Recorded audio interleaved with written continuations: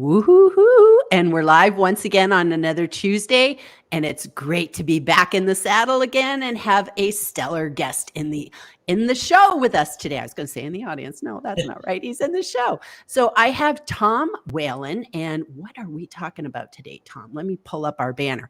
Maximizing LinkedIn's potential within a big company. And this is actually a really exciting live for me because I have never talked to anybody who's using LinkedIn in a big company. And so this is kind of the first time I'm kind of stepping out of the solopreneur range of, just small fry businesses like mine and just saying, wow, how are big companies using LinkedIn? So before we get stuck in, can you please introduce yourself? Just tell people who you are and what you do, and then we'll start talking. Yeah, definitely. Thank you, Joe. I love the other show. I'm a big fan as well, so this is cool for me. I'm Tom Whalen. I lead our inside sales team for Extended Care. I have 60 people in my organization, but our company has over 51,000. And before I joined the company I worked with McKesson, before I joined McKesson, I worked for American Express and I worked for Hewlett Packard as well. So my whole career has been big companies. So when LinkedIn came about, I mean, it was very cool for me to kind of jump in with both feet. So yeah, I use it every day, weekends too. I don't know if it's good or bad to admit, but it's true.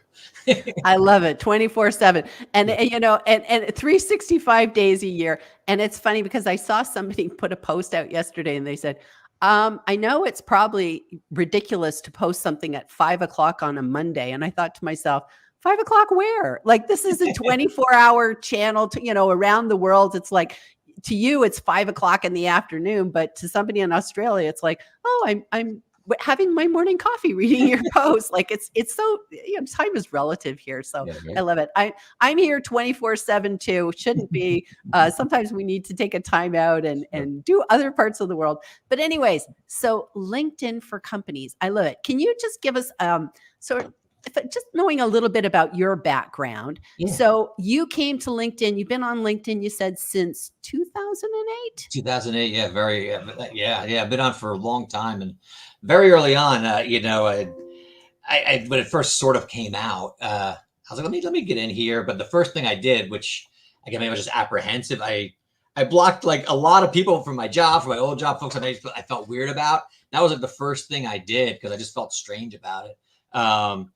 I guess it's just what I did. And then I started, trying to get caught up. And I know I don't want to call them lurkers or learners, but I really just watched for a long time. And I would do a post every once in a blue moon, really, maybe every quarter, maybe longer.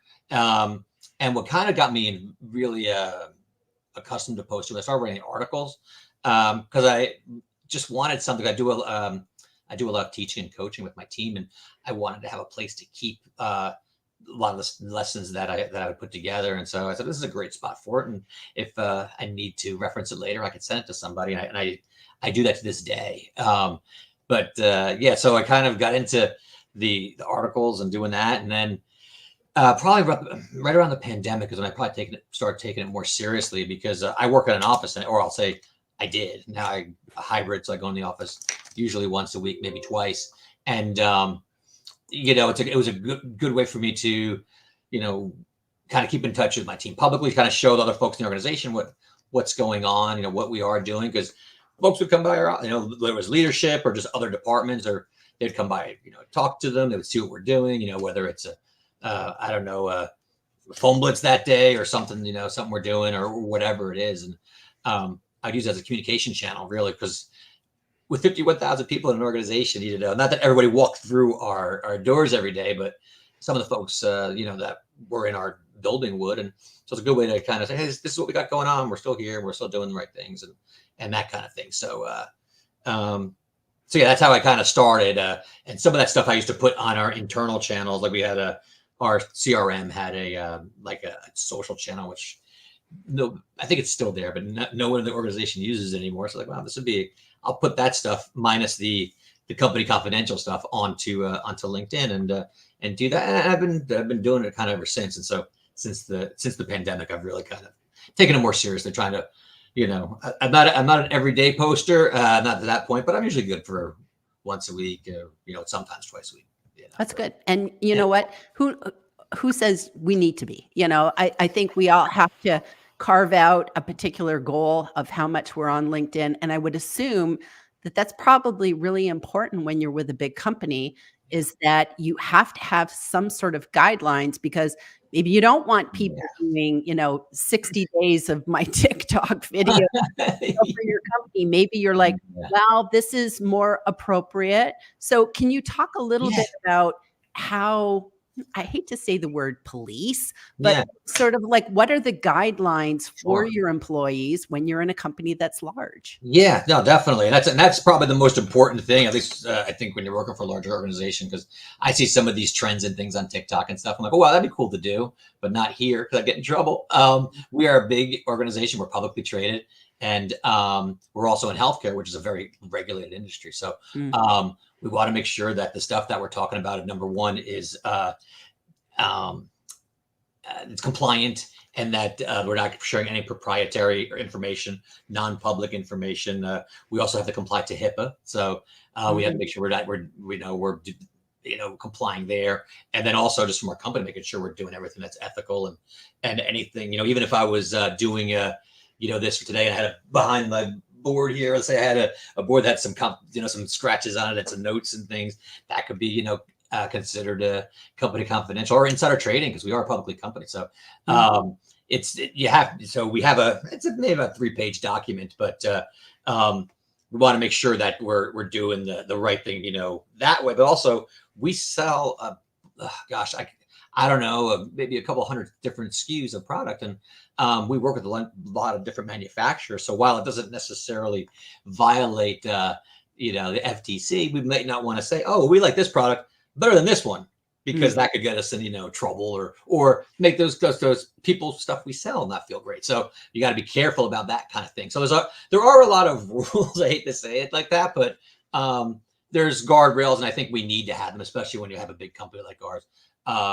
But if you can operate within those guardrails, I think it's a great tool. I use it very often. I mean, so let's talk about some of the things that you personally, in your position in the company, what are you using LinkedIn for? So you talked about educating people, which could be educating people within your own industry. Sure. Plus, because articles always have that Google searchability, you're helping to educate the world. So that's kind of that added benefit. So articles are great. So that's educational. What else are you using LinkedIn for? So I do a lot of recruiting. So coming into our organization, a lot of times our folks, and again, we're big companies with a lot of opportunity. We're a growing organization. So I have employees that are going into other areas. And so not necessarily leaving the company, going within the company, which is a great thing. And so I use it for recruiting. So I'm always putting stuff out there about, this is kind of our culture. This is sort of the things that a day in the life looks like for us. I think it's when a candidate comes in and looks at, first thing they do if they're interviewing, or they'll come and they'll look me up. I mean, that's what people do. Right? Everybody does that. We have a new guy come to our company, a new gal. Like, first thing I do is look at them. Oh, who's this person? Where they come from?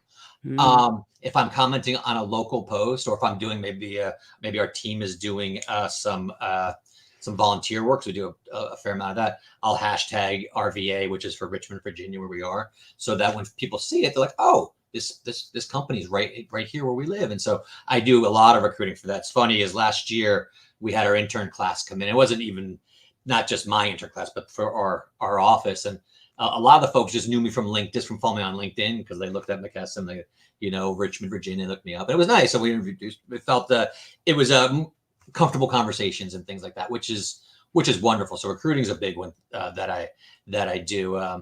When I talk about folks moving from different departments, I use LinkedIn a lot for that too. So if I'm like, oh, well, Jim used to do this. Hold on, what's he doing now? I'll pull him up in LinkedIn and I'll look, oh, he's here now. And so a lot of intercompany moving, but we work with a lot of different suppliers and vendors and partners, and they move around too. And so I will look for them and say, oh, Jim was the manager of this, now he's at this company, or maybe he's the manager, now he's the vice president. And so I do that a fair amount. That's the first place I go, or I'll get maybe an email from from a customer. I'm like, where are they located? I'll look there sometimes and say, oh, okay, they're with the company, 10 years. And then, and this is our first order with them. They've been with the company 10 years. They've been a customer of ours for 10 years, I look at that kind of stuff and it's like an idea of who I'm talking to, and then I know how to, and they have deal with the situation better and that sort of stuff. But, when you talk about customers specifically, like, I track all them as many as I can because on LinkedIn, I could see when they're having a grand opening or, a new construction going on, or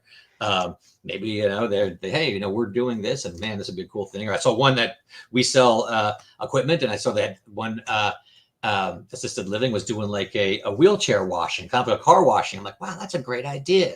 Maybe that's something we need to do. Or maybe next time they do it, we can participate. We can, do that kind of thing, volunteer or maybe make a donation or something. So it's just so many great ideas and that kind of stuff, and be able to strengthen that bond with, within your own company, with our partners as well as our customers. So that's what I do. I do that a fair amount. That's good. That's good. So for recruiting, when you're doing recruiting, are you just using the regular version of LinkedIn? Do you use Recruiter or Recruiter Lite, or do you just regular LinkedIn? Just use regular LinkedIn. I don't have the premium, and I'm not I don't necessarily like just email people like, hey, want a job?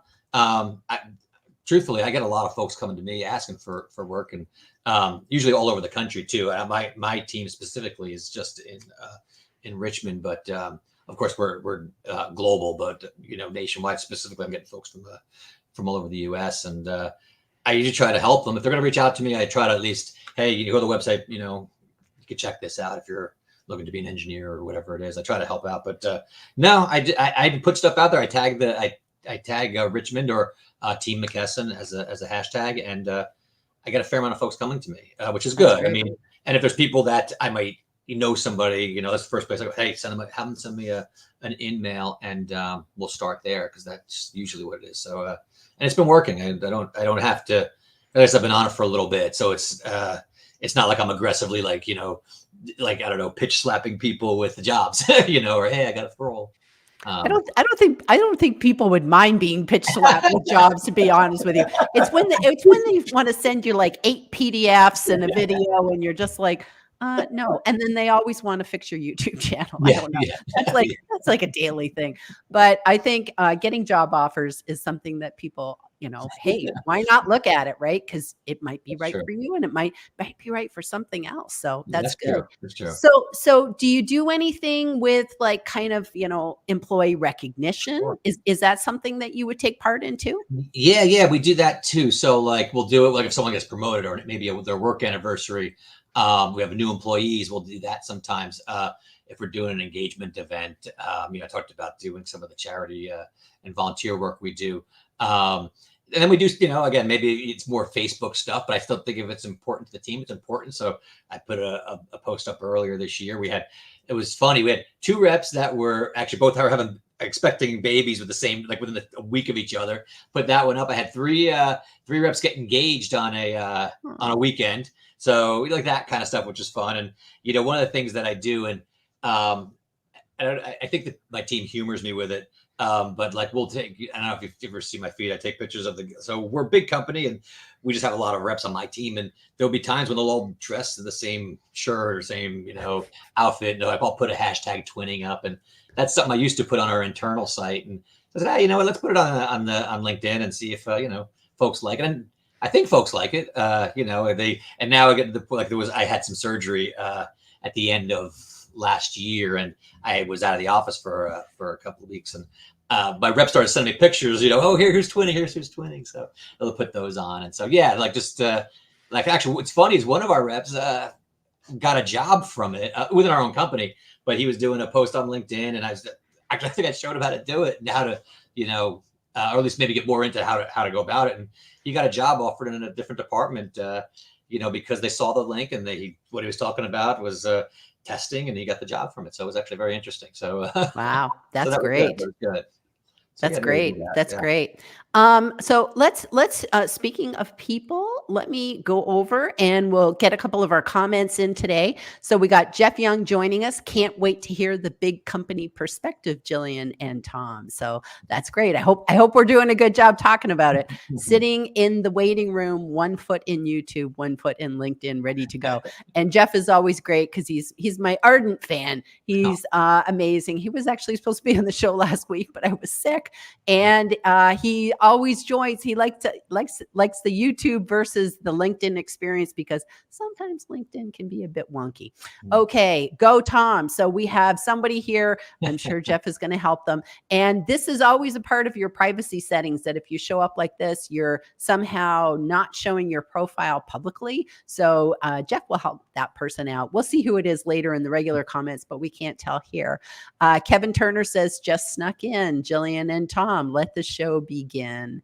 And we have Marianne Avery, love the twinning posts, a great fun way to get your team involved in LinkedIn. Truly is. And I know that that's one thing a lot of companies take advantage of is doing things that is sort of, we call it user generated content, but maybe it's employee generated content of people just, I know one thing I've seen a lot of companies do is they'll just have different people talking about what their job is, and it's like, hi, I'm Linda, I answer the phones, or my name's Anthony. I work in shipping and, my job is to take these things and I do this and do that. And it's just sometimes nice to see the faces behind a company, because sometimes we see companies and they just feel a little bit like, I don't have a feel for who they are as people. And so when we see that kind of user generated content, it humanizes your company. Yeah, no, I agree. And it would, and I've heard this and I haven't seen it and we don't do it, thankfully, but we don't get okay, here's a script and here's what you should say and here's what you should do.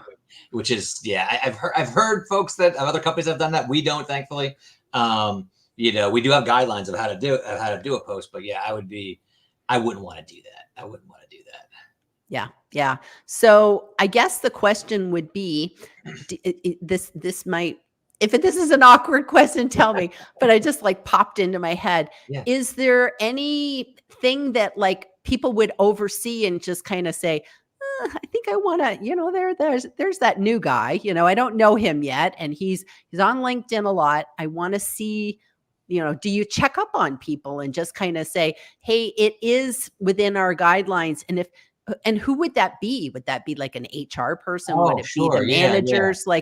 Who's kind of the police? Yeah, no, we do have, it's funny. So yes, we do have someone who does corporate communications, and I know him pretty well. And I'm usually pretty good about if it's something that's going to be maybe borderline or something, I usually vet that out. But yeah, I have had again, I don't know who the McKesson, but I think where I was before I was HP or one of these had a manufacturer had given us shirts, and we have worn it on a picture. Took a picture. Hey, thanks for the shirts, whatever. But we were asked to take it down because they didn't want us endorsing one of our software partners over another. So so that was we had folks that managed the different our different partner relationships, and so they weren't thrilled about it. It didn't break any rule. It didn't necessarily break any guidelines or rules, but it just was not a good look, I suppose. What happens sometimes is I've had one time we're doing a training and posted a picture of we have one really nice conference room, and it looks like a big theater and has tiers and things. And another manufacturer was in a couple of weeks earlier. The room just wasn't available, so we did just a regular conference room, and they were like, "Whoa, hey, I want that room next time." So you have a little bit of that, and that does happen. But yeah, I think everybody polices it, to be honest with you, because I've gotten feedback, not bad, but good, mixed results. Just hey, I want to use that conference room. I've had a little bit of that kind of stuff. But yeah, I can see that. I can see that. How'd you get that? What you're wearing that guy? We'll send you shirts. You can wear those. And I'm like, well, I'm not getting paid for it, but if you want to send me a shirt, I'm not going to complain. And sometimes you don't know how something's going to go over until you actually post it, and then you're like, Oh, yeah, I could see how that could be Yeah. considered, kind of going outside the lines, but your intention was not to do that, but it's the perception back that sometimes you have to relate to. So I'm sure it's kind of always kind of growing. And if anything, do you actually train your employees in LinkedIn, or is that something they just kind of have to pick up on their own? Well, I do have, so before we do any kind of posting and things like that, I do send them out. We have our guidelines, and then what I attach to the guidelines is sort of like a tips and tricks kind of thing, and talks primarily about making sure the things that you probably shouldn't post. Having like one of the things I say is, having an opinion is good, but being controversial isn't, especially because even though, like, yes, I work for the McKesson, and I don't speak on their behalf. I don't make I'm not a spokesperson or any of that. So, but it could be perceived if I'm like, hey, this particular, thing is great and this stinks, but we sell both. That could be perceived that way. So we have to be careful when we're talking about, products we sell in different manufacturers and that sort of thing, because it can be perceived. And so I do. I have a document. I talk about it, but we are doing a little training series in the office, and I did volunteer to kind of do a LinkedIn sort of training for the group, because I really have never done one to the team. I've given them documents. I've had one-on-one conversations, or maybe one-on-many, but never the whole group. And I think that's something I would love them to get more involved in it. I think it's a great thing. Just even if you just I did a little class probably, maybe 5 years ago, just for a couple of folks outside of our office. And if you're uncomfortable, the best thing you can do is just go in, look, and then like things. Start with just like the things you like that apply to what's important to you. Just start there, like things, and then maybe just make a comment if it's great, if it's whatever, and then you build. Because I think it takes a little bit to get comfortable, especially when we again, I think our guidelines are very important for our organization, but it also can be a little onerous if you don't feel comfortable about it. You're like, oh man, well, I don't want to get fired for just putting something silly online, So I think it takes a little bit to get comfortable and being able to work within those confines. So Definitely. Start by liking, start by commenting, and then it just takes off from there. I agree. And, that's kind of one of the approaches I've always had to LinkedIn. It's like, don't come out and be a poster on day one. It's Mhm. like, start as a consumer, just consuming content. And that can be so helpful, Yeah. whether you're in a big company or if you're a solopreneur, it doesn't matter. One of the best things that you can do on LinkedIn is research who you want to work with.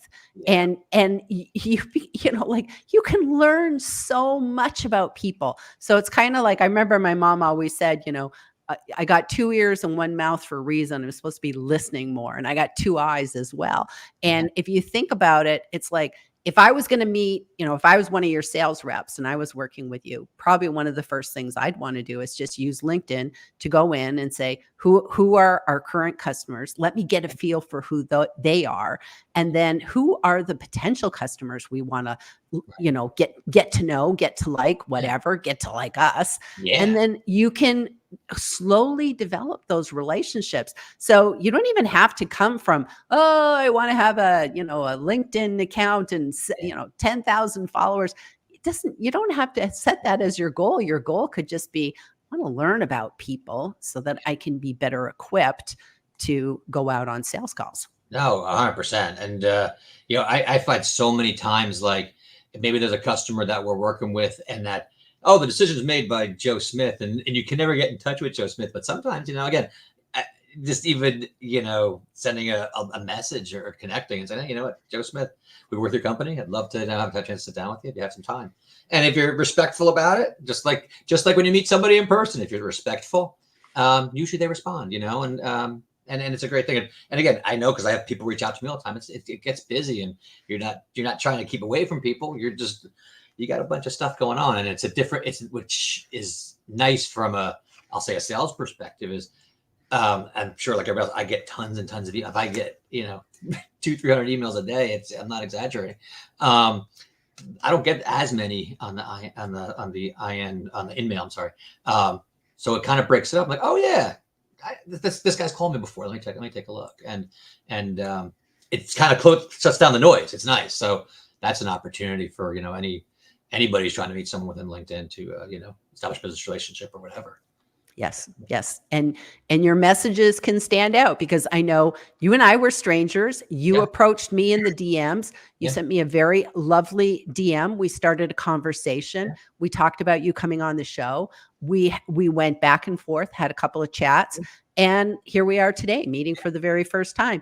Yeah. So it was because that you approached me in a very friendly, conversational. It wasn't a pitch. It was just, hey, I really enjoy your show. And we had a very natural conversation in the DMs that if you are patient and give that time for people to kind of do their due diligence, I had to go check you out. I knew that we had a lot of, and here's always the good thing. We had common connections. Sure. And I think that's really important. And I always tell this to people when you're thinking about accepting somebody as a connection, because anybody can follow you. But when somebody wants to be a connection, it's really easy to just go, yes. And, but on the other hand, if you haven't done your due diligence with that person, maybe they're not necessarily going to reflect maybe your values, your worth ethic, whatever. And so be very careful. So when I meet people for the first time in the DMs and we have connect, that means something to me. Cargo Margo, she's a very valued connection to me. Michelle B. Griffin, she's a very valued connection to me. The very fact that you are connected to them gave you leverage. Well, I appreciate that. Yeah, no, Margo's awesome. And yeah, no, agreed. If especially when you're doing things within your industry and that kind of stuff, I mean, yeah, that carries weight. That carries weight. It definitely does. Yes. So I'll try and pop in a couple of new comments. Sure. So Sarah says, I hope you're feeling better, Jillian. Thank you. That's so kind of you. Thank you, Sarah. Brendan says, go Tom. So yay. So that's really nice. Is he a coworker? Yeah, he works for us. Yeah. That's really nice. And it's nice to see your coworkers being supportive. So this is just such a great feeling. So Jeff, he's talking about how to turn on the profile. Okay. Hi guys. You just bounced into my YouTube. I'm glad we bounced into your YouTube, Fisher. That's awesome. That's awesome. Marnie says, yes, Jillian, LinkedIn posts humanize our workforce. And we need that, don't we? It's Great. I saw another AI generated video ad yesterday on LinkedIn. And I just went, talk about it was absolutely almost apocalyptic. It was like I was watching it going, I don't know. I can't tell this between Netflix and this. It's not good. Elizabeth Walker says, commenting is the toe in the water. That absolutely is, because it's like you start those conversations in public. And then if there's a couple of little back and forths, it's very, very easy to now the next step is, I enjoyed our chat on that comment, on that post, and then making that connection with somebody and then continuing that conversation. So yes, Elizabeth, you get the win with that one. And that's fun, Jillian. And she says, yep, that's the exact way what I do, look up people to reference help. So absolutely so true. Allison Rooney says, great stuff, Tom. And Spencer says, let's go, Tom. Yeah, so they're more of our reps on our team. So that's awesome. I appreciate it. Nice. I love that. Okay. So we have come to the end of our 30 minutes today, Tom. It always goes by so fast, but it was a great conversation.